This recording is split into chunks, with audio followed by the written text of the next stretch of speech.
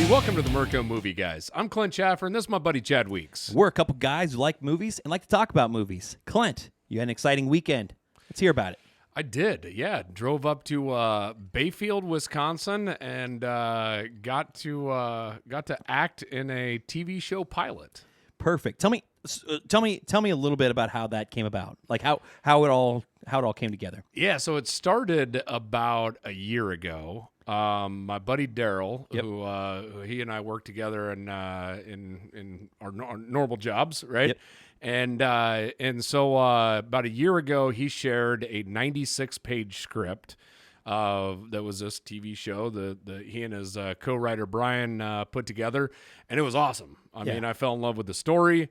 It's kind of like a Ozark-esque storyline, right? Set in Bayfield, Wisconsin, which is on Lake Superior, and basically shared that with me.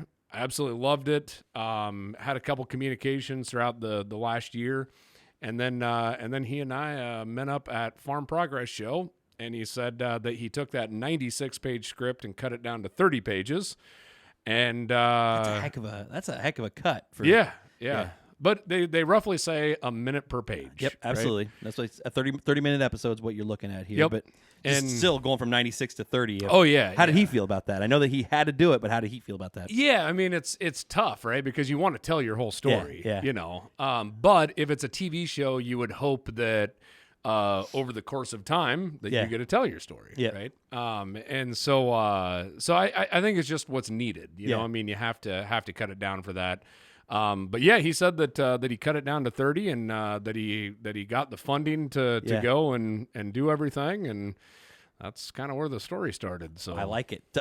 Stephen King, I heard him talk about cutting one of his books down. It was actually The Stand, and he's talking about, he's like, I've always wondered how the crowd or how my readers would react to one character that he had to cut completely out. And so he got, once he made it famous, he was able to redo the story and do it the way he likes. So, so tell me about how the weekend progressed.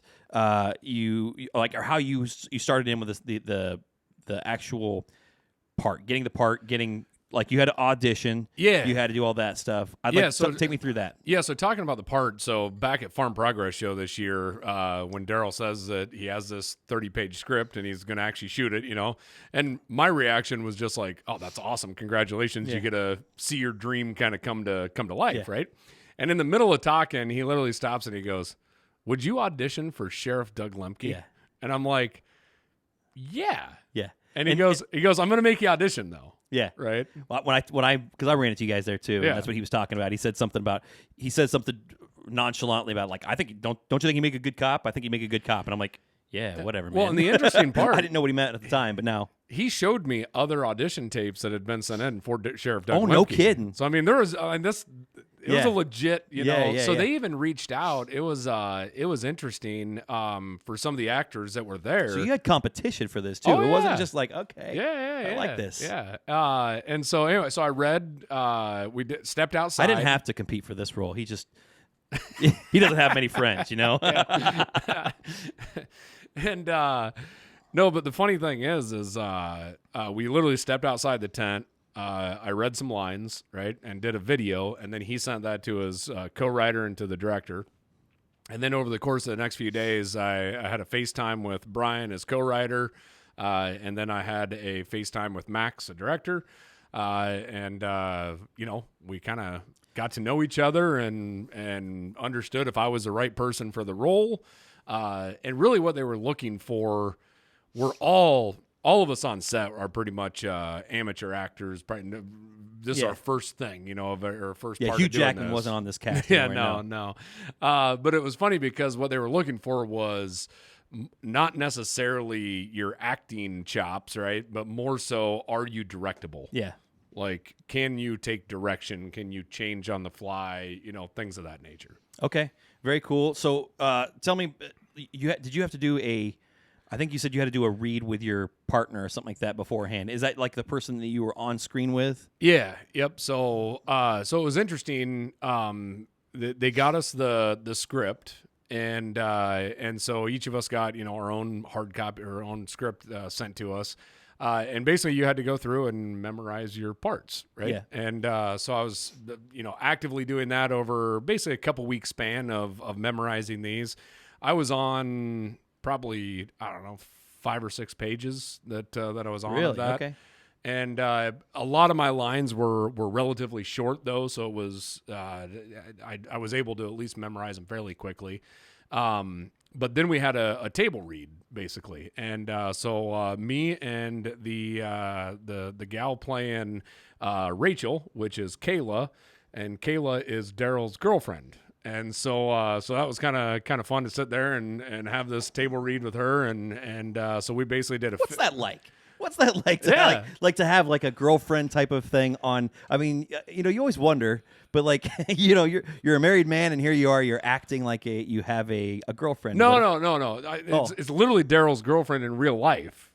What do you mean? It's It's Kayla. Daryl's girlfriend. I thought you meant, I'm sorry, I got the names confused. I thought you meant that it's supposed to be your girlfriend on the set. Okay. No, but it is funny. So Kayla and Daryl are together, and but it is funny because like Rachel and Sheriff Doug have like flirtiness, right? Yeah. That goes on. So there is it's weird like when you're sitting there thinking of it like that. When you actually get into like just start acting, I mean, when you're in the zone with your I wasn't meaning it like that. No, that's cool though. I love that. So okay. So now tell me about when you got there. Was everything recorded on Sunday?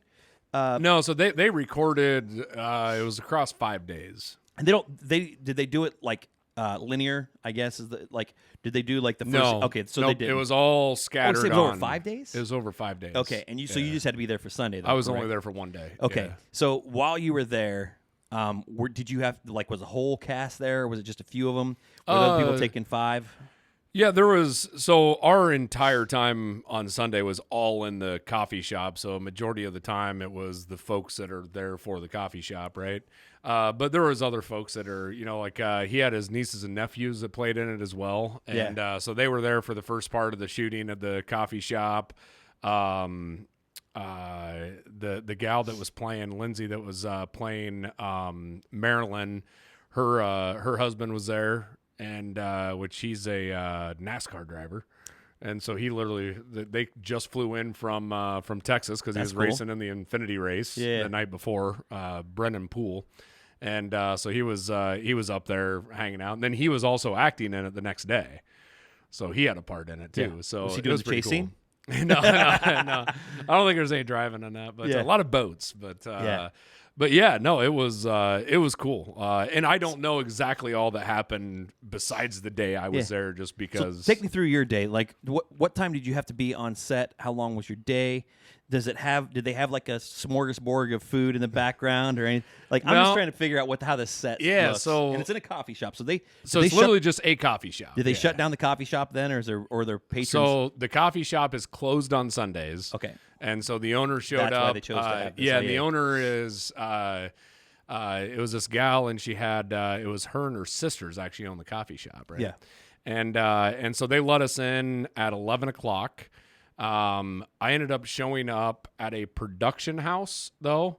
And so I I show up at the production house with all of my, a whole bunch of different shirts and pants and shoes and everything else. Cause we had to, we weren't exactly sure how this looked. I had some props at that point in time. Kayla, who was playing Rachel, was doing hair and makeup for everybody. So we sat down and we did hair and makeup. Yeah, I saw you getting your makeup done and everything. I got bronzed. Yeah. How was that? It was cool. It was cool. Yeah, no, it was all right. It was all just like bronzing powder or whatever, and like anti-glare stuff, and then it was kind of cool. Alex, who was playing Anna. You start talking to everybody, like who they all are and where they came from and where they're from, all this other stuff. And her and a friend were there, and they were down from, I believe, a college in Duluth, Minnesota, because Daryl and them sent the theater organization saying they were looking for actors. So so Anna ended up seeing that and then did the audition and then got the part. And she killed it. She absolutely killed it. Yeah, very cool. Yeah, I mean, it's pretty cool because it was that day. It would have been myself, Alex, Kayla, and Lindsay were all basically the actors on site, and man, I thought everybody just killed their parts. So I mean, it was talk to me really about cool. that a little bit. So were there any? Were there any like emotional scenes that somebody had to really get into a part? I mean, I know it's kind of a murder mystery. I think is what Yeah. what kind of my vibe was from it. And were there any parts that somebody really had to like?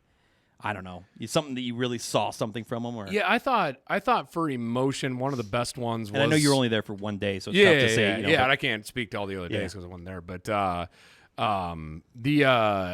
there's a scene between Anna and Rachel. And it's kind of funny because like Rachel's, trying to get all the juicy details of what happened at like the beach party, right? Mm-hmm. And there gets to be a little bit of emotion in that, right? And I thought they just did a killer job of portraying that scene. Very cool. Like sitting in the back, it was funny because like I almost pictured myself like drinking a cup of coffee and like eavesdropping on these two girls telling a story, and it's like, man, I could believe this, you know. Cool. So that was pretty cool. And then Marilyn had Lindsay's role. It was kind of funny because Marilyn was like this over the top like the leader of the PTA group, right? Oh, like, yeah. Like you can just picture We like know the type. Yeah. And so she had to play like this very like over the top like bubbly and happy and like kind of in your space a little bit too much, right? And so like it was funny because she played it so well that it almost drove like when she gets in your space, she almost made it to where it was awkward, right? And like it was like, so that's probably good for you or for whoever the actor. Oh, that's what I'm saying. Yeah, because it's like you're getting that vibe she's trying to send. Yeah, so, that's what I'm saying. She played it perfect to where like it automatically drove that awkwardness. Very cool. And then my biggest emotional part. So I played like this. My role's like this big city cop who's seen it all, right? And now he's the sheriff of this small little town. Sounds like Hot Fuzz. Yeah, like the first day on the job, Yeah. right? So he's trying to learn the ropes, and everybody's trying to make a big deal that this big fest is coming into town, and he's just like, yeah, whatever, So he's kind of dry. What fest is it? I don't think you said that. It was Apple Fest. Apple Fest, which actually is happening here in a couple weeks in Yeah. Bayfield. Clint and I had apples before this off his apple tree out there. They were good apples. Delicious. But yeah, and Daryl, Brian, if you're hearing this and I'm like telling like wrong things, I apologize. I'm giving it the best of knowledge as I have. But no, the funny thing is so he has like kind of this dry roll, right? And then in the end, I had to elevate it, and I had to have a scene where I got like angry. And you can imagine, like, I just don't play angry real well. So like I did like that was my struggling spot. Was trying to portray a sense of frustration and anger. So tell me, like, for that scene or for any scene for that matter, how many takes did it take to get something like that going, and how? So most of them actually went pretty smooth. Yeah. Like I thought. When you say pretty smooth, is it okay? That's one take. We're good. They never stop at one take. They always want backups and everything else. Yeah, Even if you shoot like a perfect take, they're going to redo it. But I will say again, hats off to all the actors because everybody had their lines memorized. It all went well, right?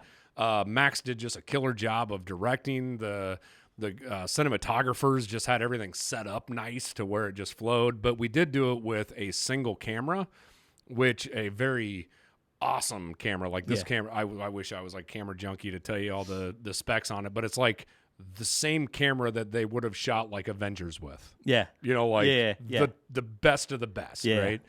And the guy that was shooting it has had like he's shot stuff for like National Geographics and stuff like that, right? So I mean, just a top-notch cinematographer.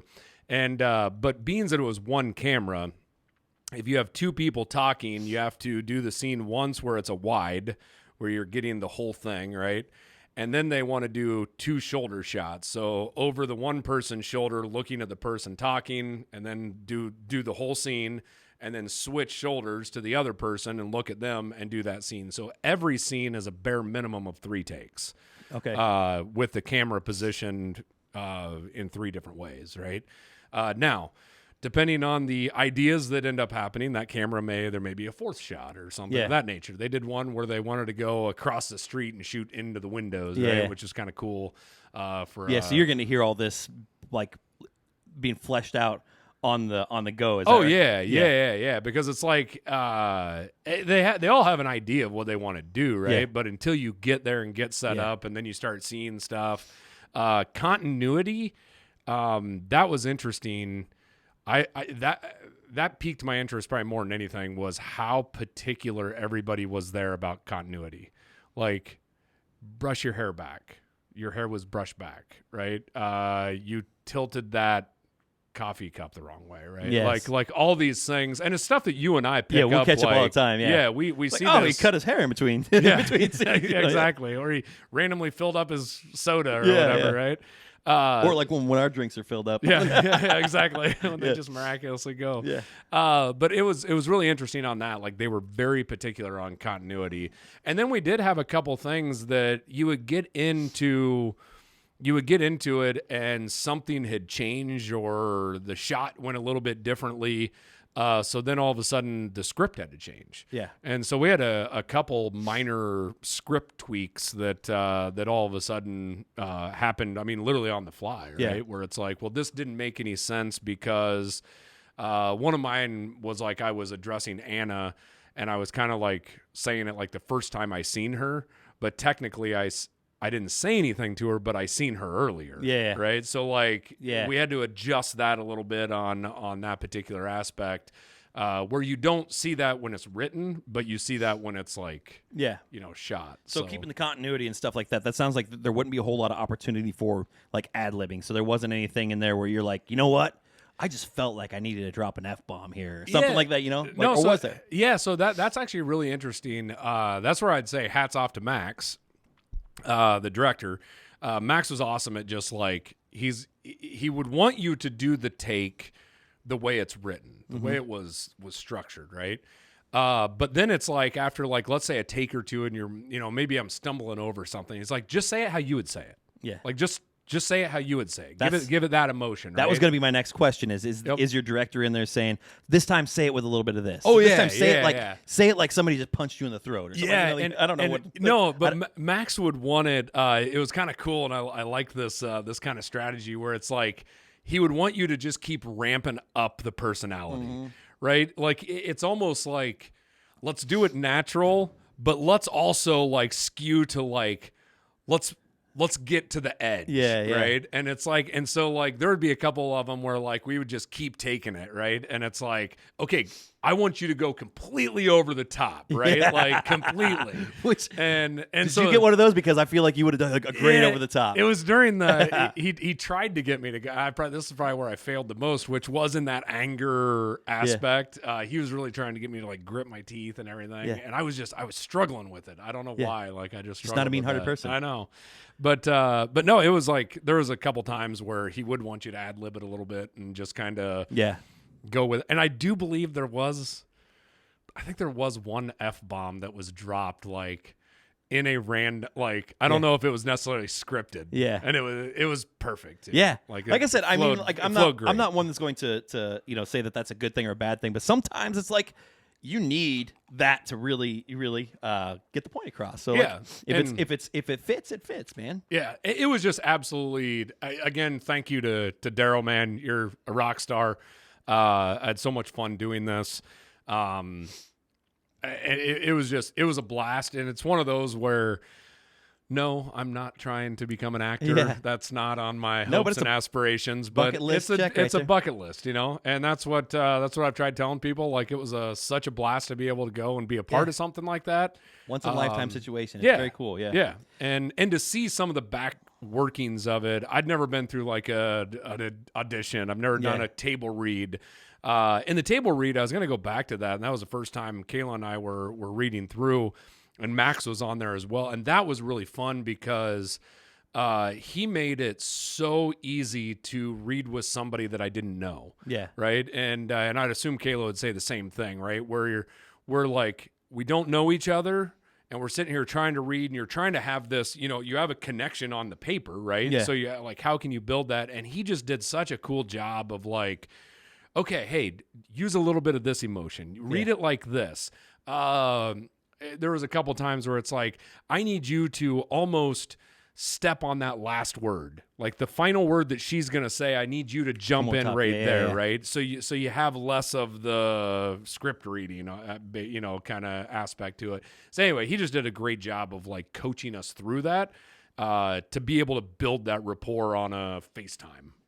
Which was just that was something that, again, I'd never done before. So that's really cool. So what is the next step for this? Like, I know that he's gonna have to get this sold basically now, right? yeah, and again, I'm probably who's gonna be doing this? Is this Max or is it? No, I think this would be Daryl. Daryl. Okay. Yeah, and again, if I'm saying it wrong, sorry, but at least to my best understanding, to the best of your knowledge, is what they're going to do now. They'll take the next 6 to 9 months and edit it. It always takes forever to edit everything. So they'll edit it. They have a really cool trailer that he shot last year to kind of tee it up, which just has some like cool like music. I'm a sucker for a good trailer. Man. It's really cool. For not having any footage when he made it, it was freaking awesome. But anyway, they'll edit it over the 6 to 9 months.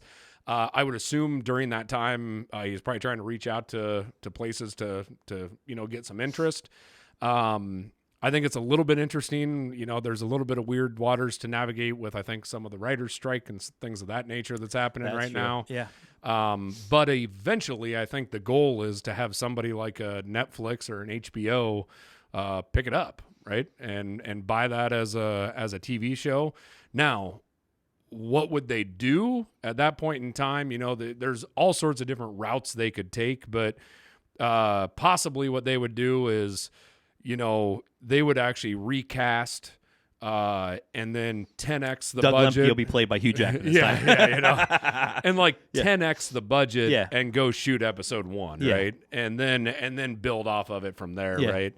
I doubt if they would buy it the way, buy that and want the cast that's there. But who knows? Who knows? They may take certain people. Maybe Doug Lemke made an impression. Yeah, who knows, right? So, but anyway, so I think that whole thing of trying to get a studio to buy it.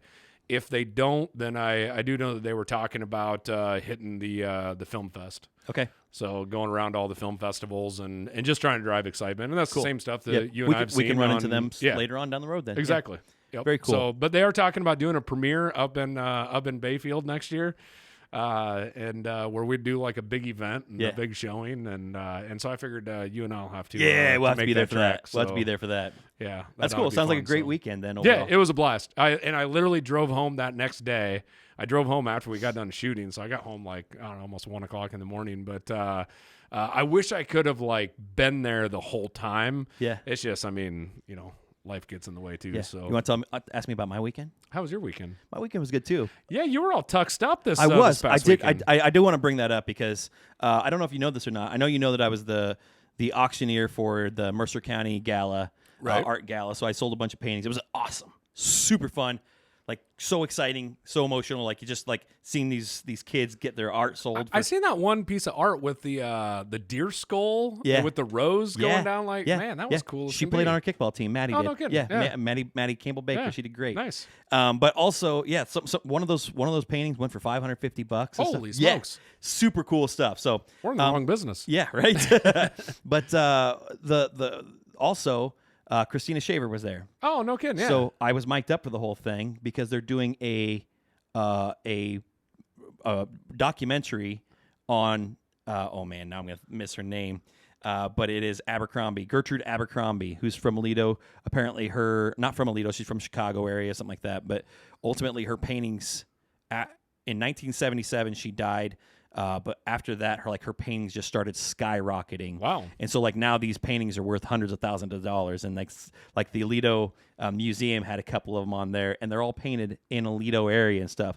So Christina's going around doing these art auctions in these big cities, and I think she's trying to find some of these. The last one that she said I think was in New Jersey, and so she's watching an art auction in New Jersey where she has them mic'd up, and then she comes back here and has me. That's cool. So it's kind of cool. So this is her next big thing, and same director that we worked with before, and so we got to get them on the show sometime to talk about this. Well, I seen my email today. I seen that the Aledo movie's getting a premiere in L.A. I think in Chicago. They're doing one in L.A.